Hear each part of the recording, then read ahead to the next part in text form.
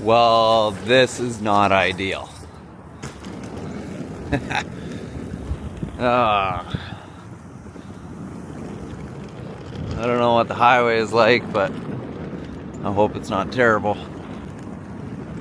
Yeah, I guess we'll see. We might end up staying in Bowling Green another night, but we'll see. I've driven in a lot worse with a lot less. So, I don't know. It's all part of the adventure, right? But guys, we're heading over to somewhere cool. I didn't tell you about this place, but we'll head over there. Oh. What's up, man? How's it going? Good, man. Glad you got it through the snow. Yeah, we made her. It's a lot easier for you than these crazy southerners around here. They don't know what they're doing. That's what I've been hearing. They're like, you should just stay there because it's kind of gross down here. But where are you heading from here?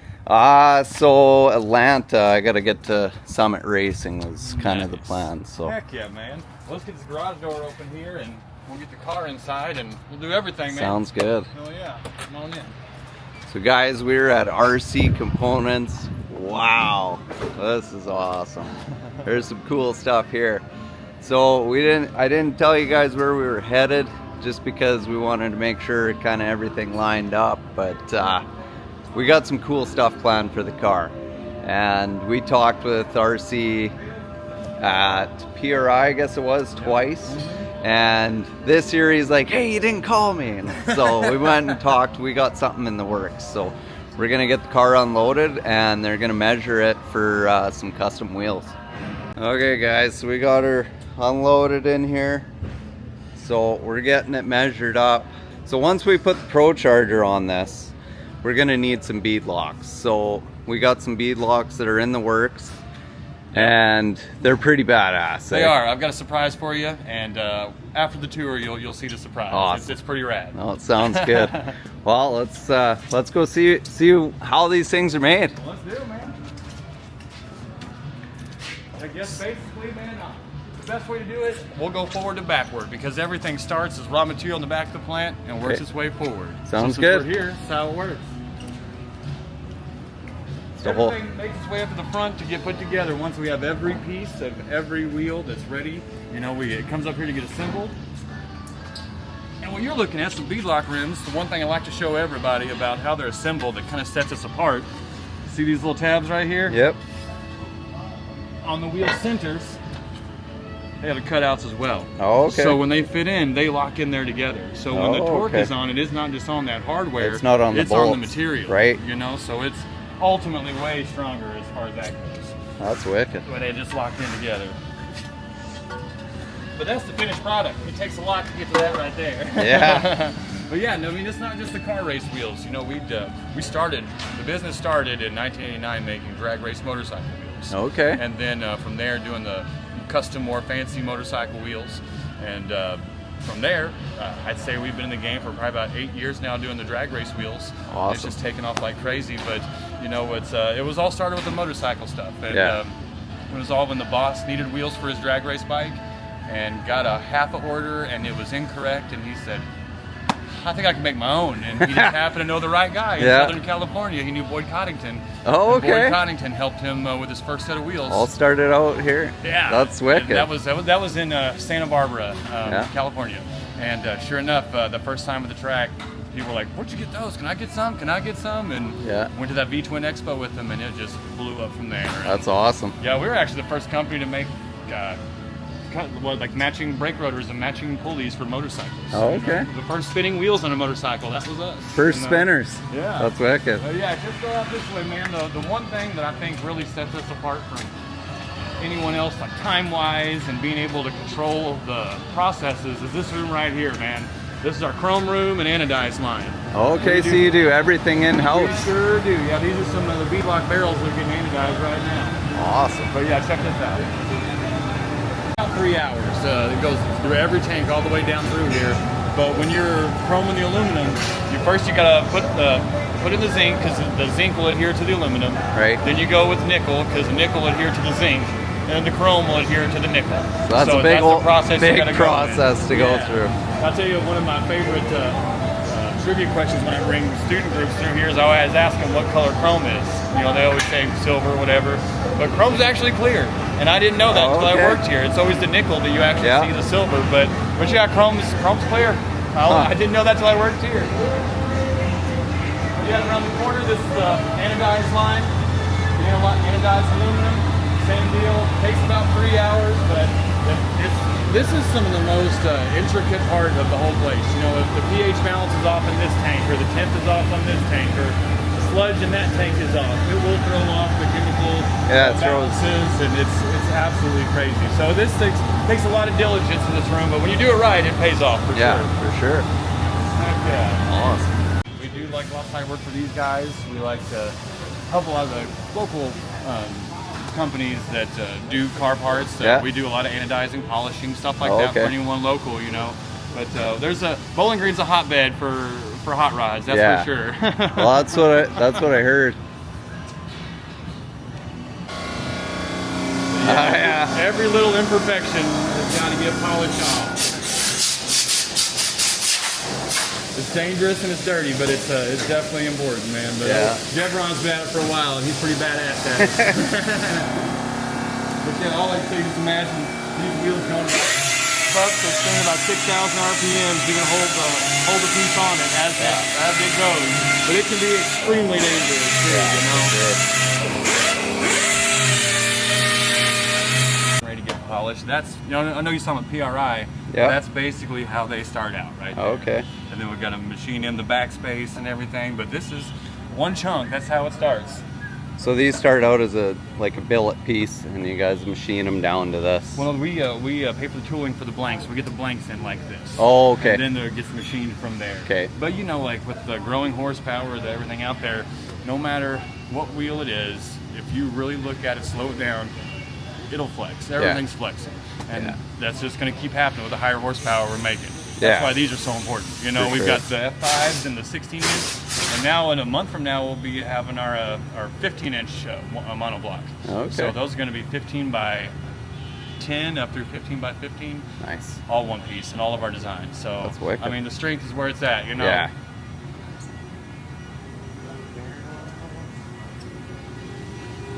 Yeah, that's the only room we really don't video. This is where you cool back here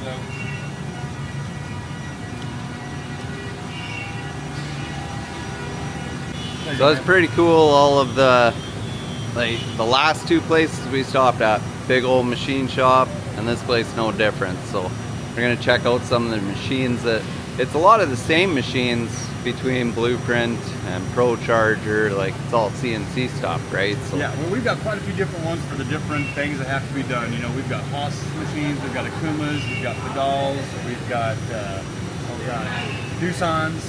All in all, I think we've got about 18 CNC machines to do different things. Okay. Oh, thanks, buddy. No problem. Appreciate it. Have a great one. Yep. Like I said, this guy right here, cycle wheels with the big moving table. You know, this is what does the big stuff. Now these, this is kind of the motorcycle stuff. Let's go. I want to go back here to the cell that's got all those drag race stuff. Let's get cut right now.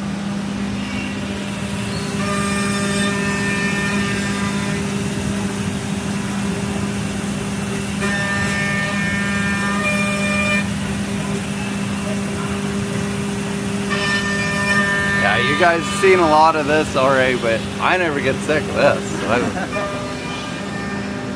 You're a welder, you just love seeing how things get made. This is so cool. When that one's done, we already got the blank loaded in here. It'll turn, go to the next one, and keep rolling. From the over here. Goes on the certain tombstone on this machine, and the first raw level will come out like that. Oh, okay. And you can see on our beadlock rings, a lot of other companies, you'll see the knurling on there. Yeah. We more like have teeth that dig in. Be careful, it's sharp. Oh yeah. But absolutely, like we've noticed that wanted to try something a little different to grip the tire that no one else has done, and we have had nothing but good luck out of it. Yeah, before it gets polished or anodized or anything, that's basically what the raw machine finish looks like. Okay. It's clean, but you still got to be shined up. That's nice.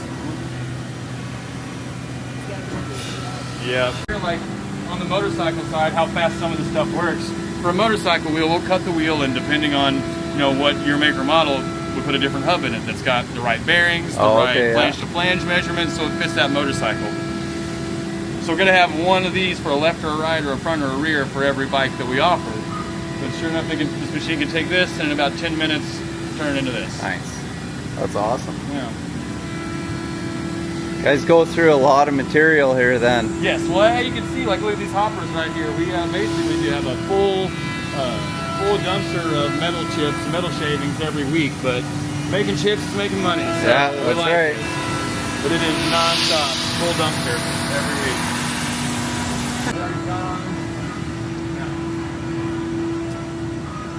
This is definitely, I'd have to venture to say, probably one of the most important areas in this place is the welding department. Yeah. Because every race wheel that's not the monoblock has to get welded together, and we all know that everyone's lives are at stake. So we take that part very seriously, and there's a lot of redundancies in place to make sure that everything comes out as it should.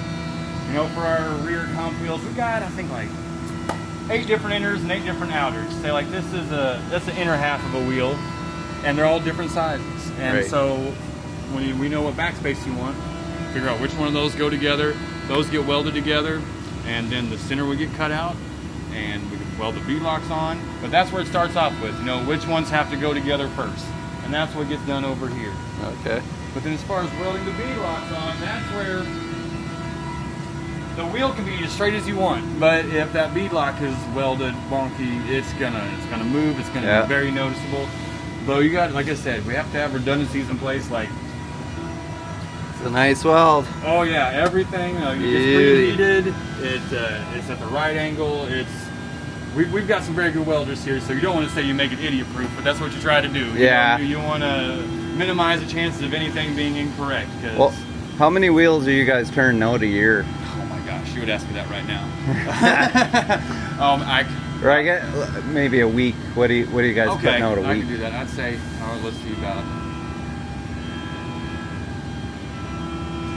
at least a couple hundred a week. Yeah. So I mean, you got to streamline things and make it so you can be welding these things out day in, day out, right? Exactly. Yeah, because everyone wants to hit their numbers, but it's got to be right. But this our welding department has really come a long way since we started doing the drag race wheels. Because before it was just we had to deal with maybe some motorcycle swing arms and some mufflers and that, but the drag race stepped up this so much, and we could not be happier with it. This is kind of cool.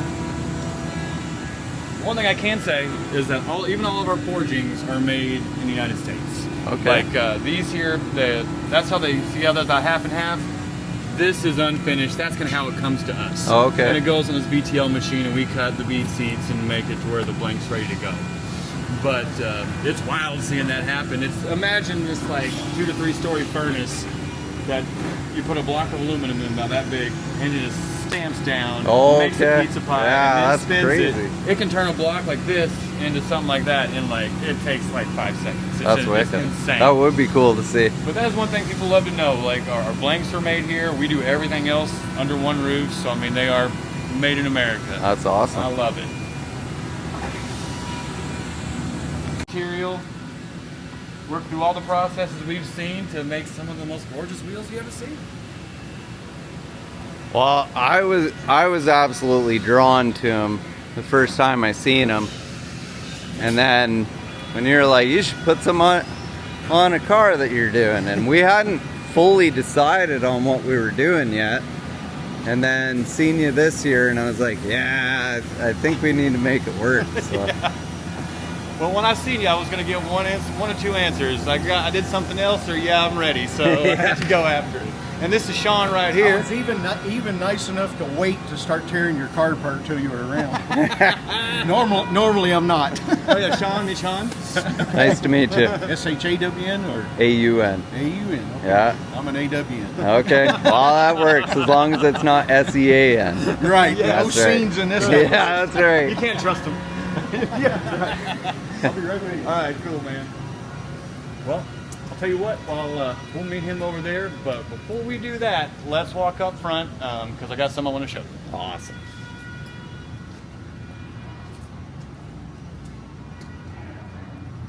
Yes. It's always something.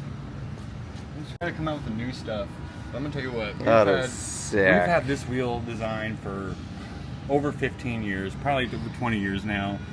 Everybody and their brothers knocked it off, but it's still one of the primo supremo sellers, man. It will not go away. We call it the Savage.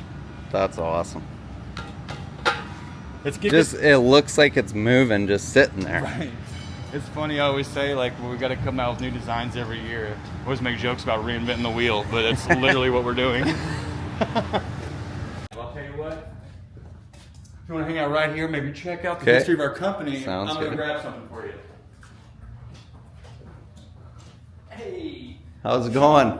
Big fan. Thanks. Peter. Sean. Good to meet you. Nice to meet you. How the roads out there? Well, they weren't bad so far, but we'll see what it accumulates to. All right. Well, as you know, we still have to measure for your backspace, so we couldn't make your wheels yet. Right? But there's one thing I could have made for you, and I wanted you to see what you got here. We got beadlock rings. You got your RC comp. Yeah. But what else they have on them? Ah, what? No way. Check that out, guys. That is awesome. I mean, we do custom beadlocks for about anybody that wants them. It's a service we offer. But I thought this would be perfect, and That's cool. man, this is gonna look sick when we get it on that thing. Yeah, that's awesome. I didn't know you guys were jumping ship because of a little bit of snow. We're not. Well, Funny story with the 71. It was my second car. yeah? 4-door or 2-door? 2-door. Yeah. 2-door. First car was a 71 Camaro, and I traded for the 71 Chevelle. David Walker. How I remember this. I'm old, but and it had a primer fender its entire life because I couldn't paint then. That's awesome. Yeah. Yeah, we saw the 4-door. I was like, oh hell yeah! Look at this guy. I love it.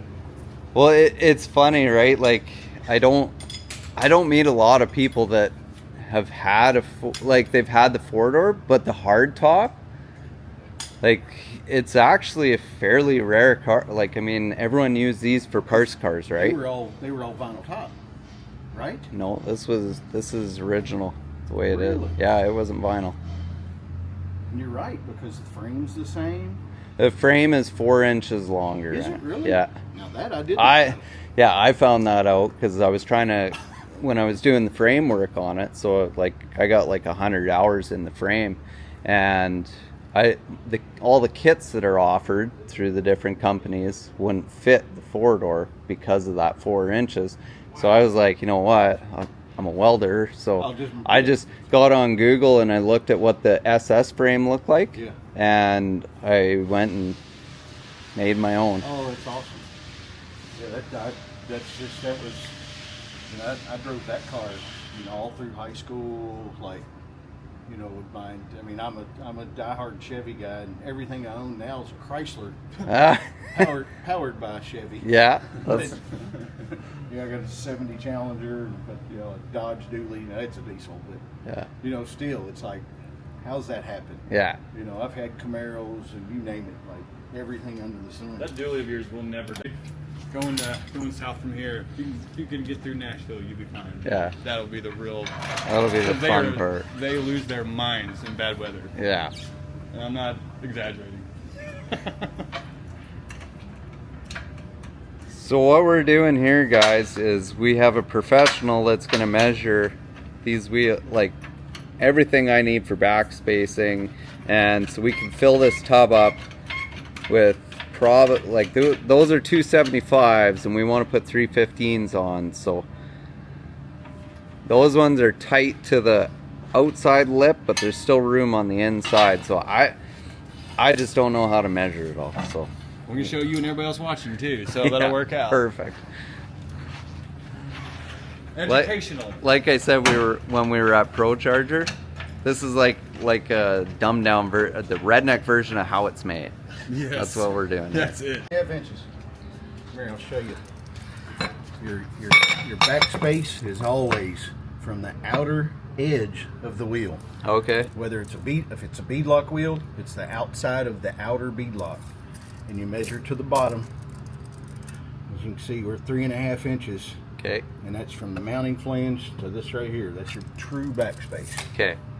So I bought these wheels and I was like, okay, so if I get a 3.5 inch backspace, these are 8-inch wide, and get a 10-inch wide, it puts that extra 2 inches on the outside. On the outside. Okay. So if I need them to come in another 1/2 inch, you'll go 4-inch backspace. so a 4-inch backspace. Okay. Yep.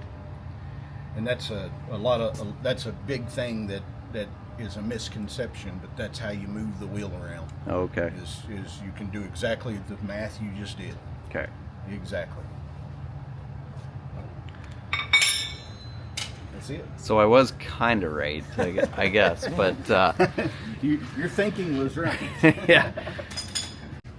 Okay, so we got people smarter than me working on this here, and I think what we're doing is a 4.5 inch back spacing, and with a 10-inch wide, we should have a lot more room, because we still got to put the quarters on here, which are going to come down, right? So that should work.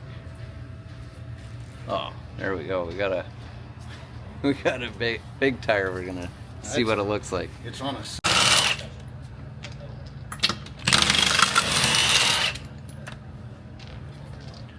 we're trying to figure out if we can put a 315 on it.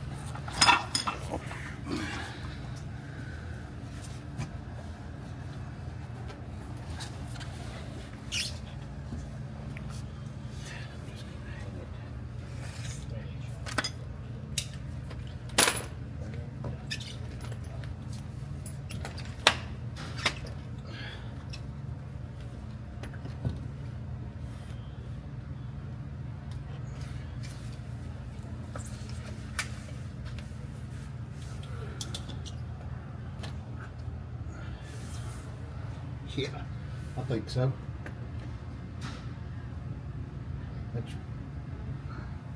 That's a guesstimate of where it would be with a 4.5 inch backspace, and you can see the wheel well. Yeah. I'd do the 10-inch wheel, 4.5 inch backspace, and get a tire. Put a 315 60. 315. I bet it'll fit. I bet it'll fit. Yeah, with everything you've done in there, but it will. That's cool. Well, Yeah. thanks a lot, Sean. Very I well. appreciate the info on how to measure wheels, and I think so. We're going with a 15 by 10, 4.5 back spacing, Plan. and then when they show up, we're gonna put 315s on it.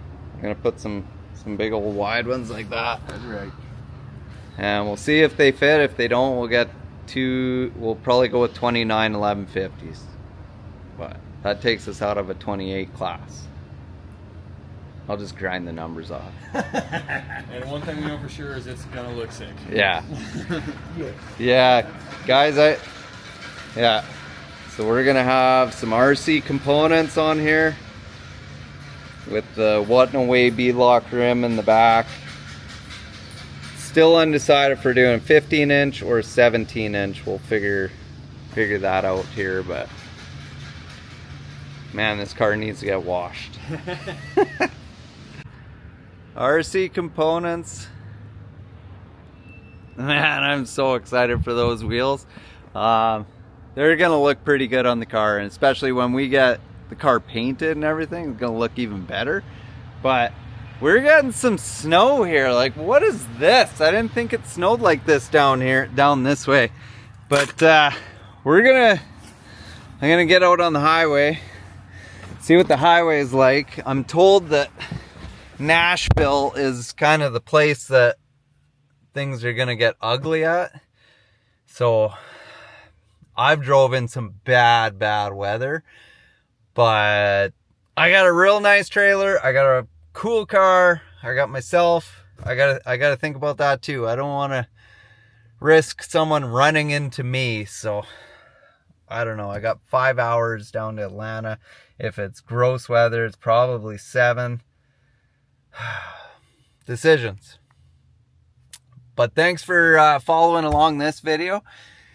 RC Components, super excited to have a set of those going on there. You've seen the beadlocks and they look badass. I can't wait. So I'm going to figure out what we're doing now, whether I'm going to keep driving or what. So thanks, guys. All right, well, we decided to head south. We're going to go as far as we can get.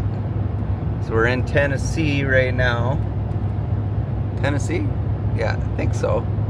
I don't know, man. I've crossed so many of these state lines, I'm lost. But GPS is keeping me company.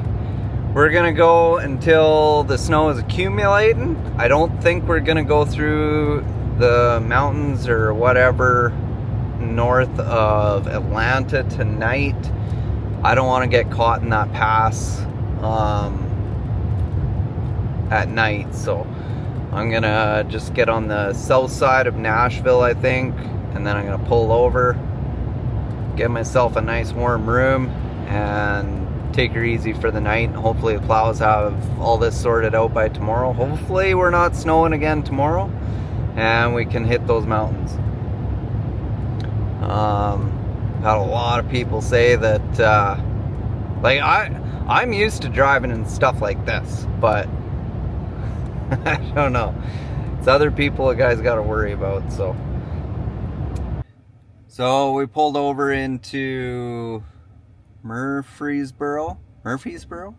I don't know. But yeah, highway turned to shit. Like I got here and it got not nice. So I'm hunkering down here for the night. Hopefully the storm passes. They get the roads sanded or whatever they do here. But hopefully she's nice for in the morning. Get back rolling, and we should be able to get to Atlanta, and we'll hit up Summit Racing tomorrow. And then we're on a clear shot down to Florida and some nice weather. So can't wait, you guys. I'm looking forward to it.